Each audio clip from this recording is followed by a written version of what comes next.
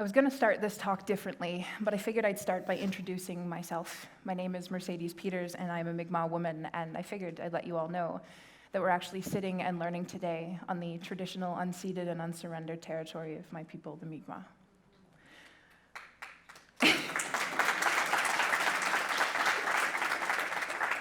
But I do want to have an uncomfortable conversation with you. First, I'm going to tell you a story. So when I was in the final year of my undergrad, I signed up for an Indigenous issues course. I didn't take it because I thought I'd learn anything new. If anything, I signed up because it was the first time in a long time that I had seen anything at my school with significant Indigenous content. And as a Mi'kmaq student, that mattered to me. From what I can remember, there were 50 students in the class. 6 of us were Indigenous, meaning we were either part of a First Nation like me, Métis, or Inuit. And I think all of us were there for similar reasons. The course description had caught our eye. The whole point of the course was to look at Indigenous histories and Indigenous realities, to challenge the way that we see Canada's past and present, to decolonize it, if you will. It was like, finally, we were going to have an opportunity to have honest conversations about what it was to be Indigenous in Canada. The instructor was white. I remember they introduced themselves to us as a settler to the territory that we were on and admitted that they were trying to take an honest look at the role that they were playing in the arguably colonial relationship that exists between Canada and Indigenous people today. They also said that we had to take an honest look at some really difficult material that we would be learning over the next few weeks. I was hopeful.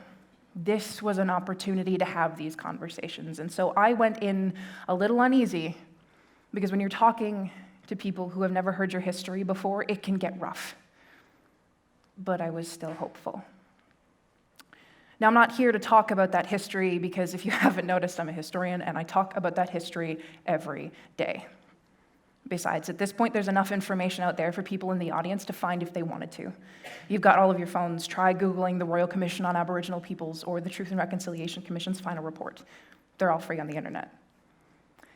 But like those reports were designed to do, the class was going to look honestly at what Indigenous experiences were in the past and how that shaped our present. The goal was to change the way we viewed our role in Canada. But it took about a week for that colonial mindset the course was designed to challenge to seep into our discussions. Misunderstood and harmful preconceptions about who Indigenous people were tossed around like nothing.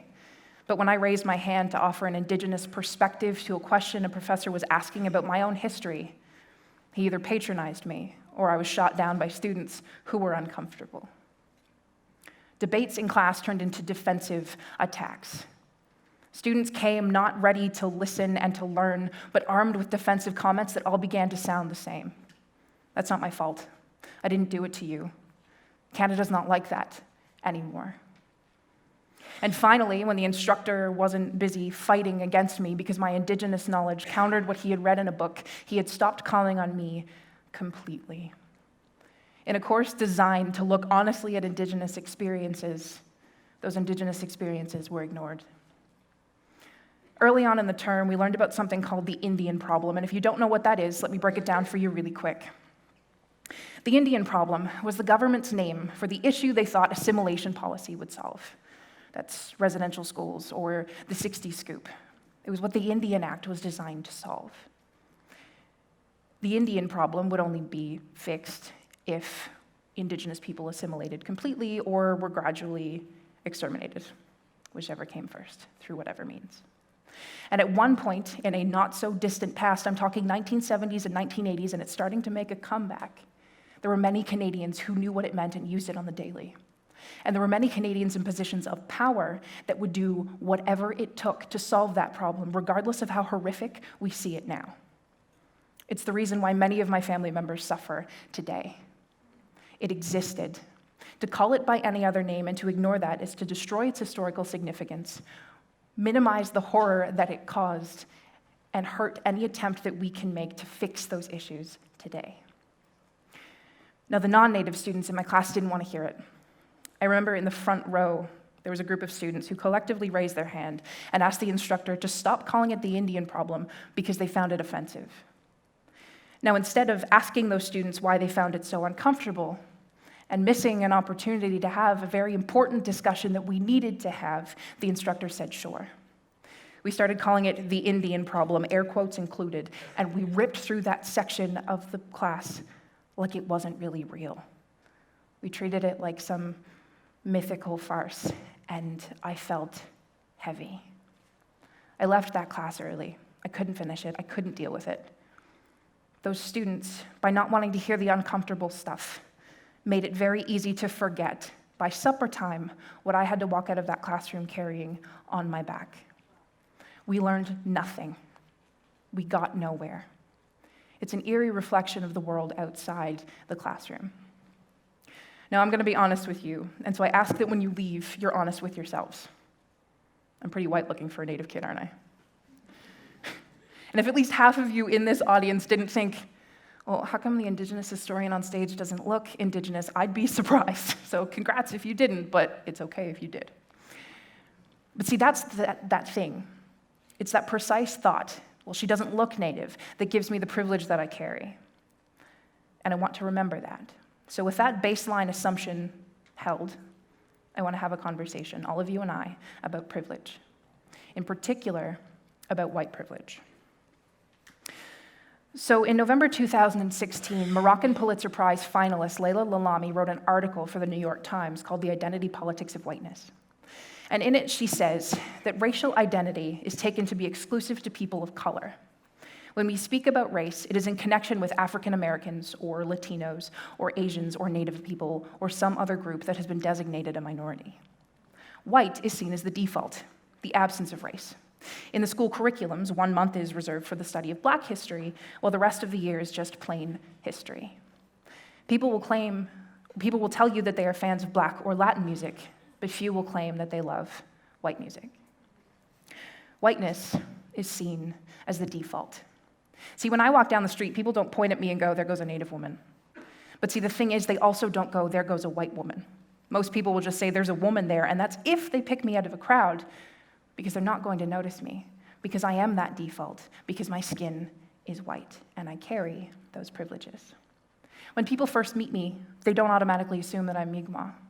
I can choose whether or not to tell them that I'm Mi'kmaq, and that is perhaps the biggest privilege that I carry, because there are friends and loved ones of mine who can't make that choice. It means that if I got tired of educating people about Indigenous issues, of feeling sick to my stomach every time the news reports that one of us has gone missing, worrying about how we're going to solve the suicide crisis in our communities, about how we're going to protect our children from water pollution and land desecration, about learning my language fast enough so I can pass it on to my kids so that they won't lose it like I did, I could drop it all and walk away, and no one would ever know. I could be ignorant, blissfully ignorant. I could turn the news off. I could stop clicking the links on my feed, and I could walk away. I could leave those uncomfortable conversations in my classroom that won't follow me out the door anymore because no one knows I'm Native, so no one will ask. I'm a historian. It's my job to kind of dig up the uncomfortable things in the past and tell people how they affect our present. And what I've started to realize is that when I talk about that uncomfortable stuff, people who are now realizing that their ancestors, and yes, themselves, are playing a role in the marginalization of different groups of people, tend to get really uncomfortable. Oftentimes when I'm speaking, I'll tell them something, and they'll say, well, why are you getting so political? Why can't we talk about something else? And that's a privilege that they have because they can walk away from that, because it doesn't necessarily affect them directly. That's a dangerous thing. Two things happen when I have these conversations with people that aren't willing to be uncomfortable because of that privilege that they carry. And the first is that they silence voices, important voices, voices with different experiences than theirs that will challenge that view of what you would think the traditional Canadian narrative would be. Now, there's a blatant kind of silencing. It's the kind where you see racist slurs and threats that get tossed at people for speaking out or for simply existing. But then there's an insidious kind of silencing. It's the most common kind of silencing, and it's scary because it's threatening, or it's not threatening, at least at first, because you don't expect it.